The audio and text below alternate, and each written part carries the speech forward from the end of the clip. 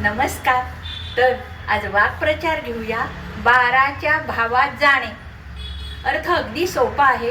एखादी वस्तू किंवा व्यक्ती त्याची मूळ किंमत कमी होणे, त्याची मूळ प्रतिष्ठा कमी होणे आणि मग त्याचे महत्त्व कमी होऊन ती कमी किमतीत विकली जाणे, कमी प्रतीची होणे. आता उदाहरण सांगते हां. या वर्षी त्या शेतकऱ्याच्या शेतामध्ये प्रचंड प्रमाणात कोथिंबीर पिकली, परंतु त्याला पाहिजे तसा भाव न मिळाल्यामुळे ती 12च्या भावात विकली गेली.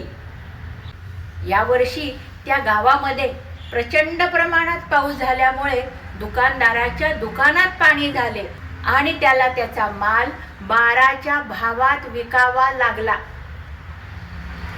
त्या कारखानदाराने चुकीच्या पद्धतीने सगळी धोरणं अवलंबिली, त्यामुळे त्याला धंद्यात नुकसान झाले आणि त्याला आपले प्रॉडक्ट 12च्या भावात विकावे लागले.